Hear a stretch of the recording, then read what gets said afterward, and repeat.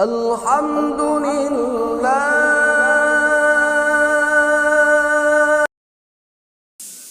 Assalamualaikum warahmatullahi wabarakatuh. Sehabis dari pertemuan di Makkah, Wali Paidi kembali lagi ke Indonesia. Wali Paidi ingin mencoba ilmu yang baru saja didapat dari temannya, yang seorang wali dari India, Nasir Khan, yaitu ilmu melupat bumi. Teman Wali Paidi ini memang terkenal sakti. Seluruh biksu di India tidak dapat menandingi kesaktiannya. Bahkan biksu dari Tibet banyak yang masuk Islam setelah kalah bertarung dengan Nasir Khan ini. Ketika berangkat ke Makkah, Wali Paidi nunut sama temannya dari India ini. Wali Paidi hanya disuruh menggandeng tangannya, lalu tiba-tiba saja celing. Wali Paidi dan temannya Nasir Khan sudah berada di Makkah, di atas bukit tempat pertemuan. Dan karena kasihan, Wali Nasir Khan ini mengijazahkan ilmu melipat bumi kepada Wali Paidi, supaya di acara pertemuan-pertemuan yang akan datang, Wali Paidi tidak repot mencari nunutan lagi. Wali Paidi memejamkan matanya dan mulutnya mulai berkumat kamit membaca doa-doa khusus. Tiba-tiba saja tubuh Wali Paidi terasa dingin. Bumi yang didudukinya terasa seperti es. Wali Paidi membuka matanya. Tampak di depannya bukit yang tertutup es. Dia melihat ke bawah. Bumi yang didudukinya juga terbuat dari es. Di manakah aku ini? Batin Wali Paidi. Wali Paidi berdiri, melihat sekelilingnya. Semuanya tampak putih, tertutup salju. Wali Paidi berjalan mengitari tempat yang belum pernah dilihat selama hidupnya. Sepi, tiada orang sama sekali. Lama-lama Wali Paidi mendengar ada orang yang bersenandung membaca sholawat. Wali Paidi dengan langkah perlahan-lahan mengikuti asal suara senandung sholawat tersebut. Dan tampaklah di depannya beruang besar putih, membungkuk di tepi sungai mencari makanan ikan segar. Masya Allah, ternyata yang bersenandung itu bukan manusia tapi beruang putih. Ini. Wali Paidi berhenti. Beruang putih itu menoleh kepada Wali Paidi dan berkata kepadanya, "Assalamualaikum," ucap beruang itu. "Waalaikumsalam," jawab Wali Paidi dengan perasaan kaget dan heran. "Kamu Wali Paidi kan? Aku tadi dapat kabar kalau nanti ada orang yang kesasar ke sini. Namanya Wali Paidi," ucap beruang itu. Setelah memakan ikan yang baru didapatnya, beruang putih itu melanjutkan berkata lagi, "Kamu jangan khawatir. Memang sudah biasa orang belajar itu tidak bisa langsung menguasai ilmu yang baru didapatnya. Cobalah sekali lagi," kata beruang tersebut, lalu pergi meninggalkan Wali Paidi. Wali Paidi diam 1000 bahasa. Wali Paidi mendongak ke atas, melihat posisi matahari. Ternyata dia kesasar ke kutub selatan dan bertemu beruang putih yang bisa bicara.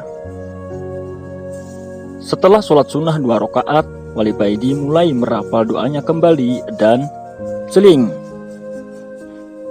Wali Paidi membuka matanya kembali, dan betapa kagetnya Wali Paidi ketika membuka matanya. Tampak di sekelilingnya banyak orang yang berlalian dengan memakai baju gamis selutut dengan memakai surban.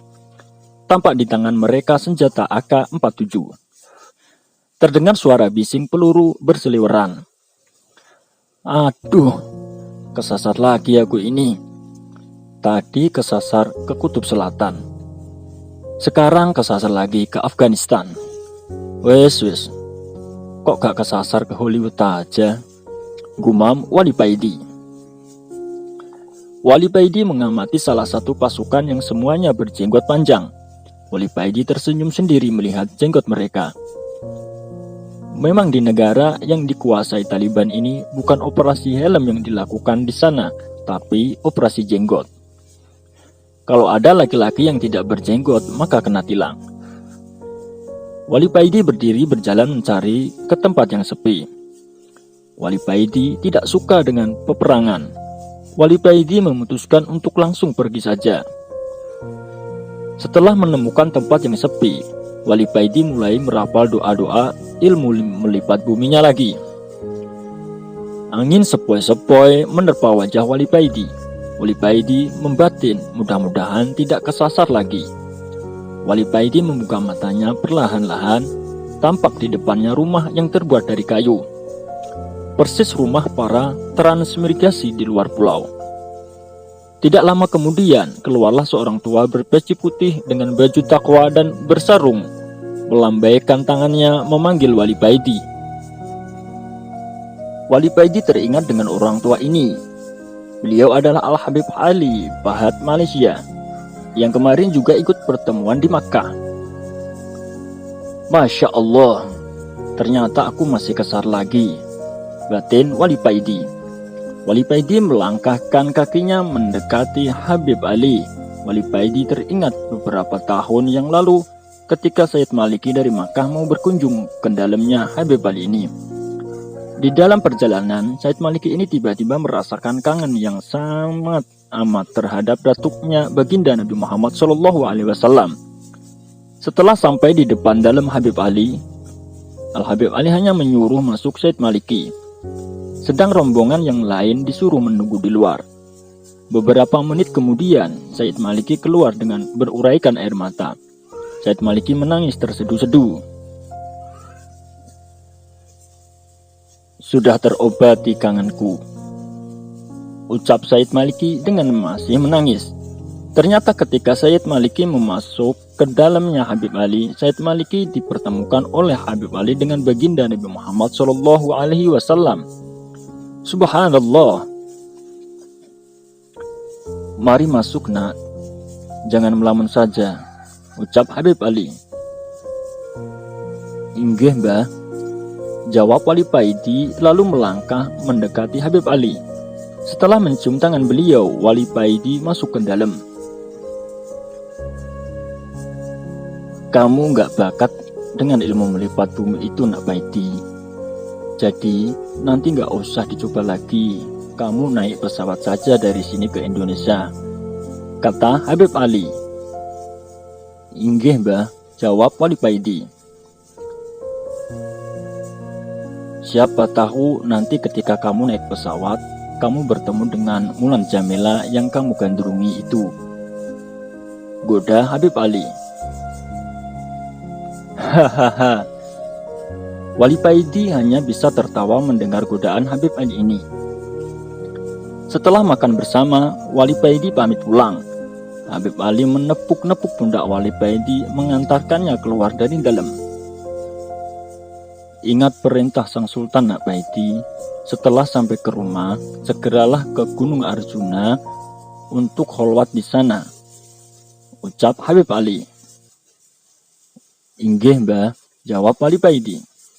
Setelah mencium tangan Habib Ali, Wali Paidi beranjak pergi ke bandara, naik pesawat pulang ke Indonesia. Assalamualaikum warahmatullahi wabarakatuh.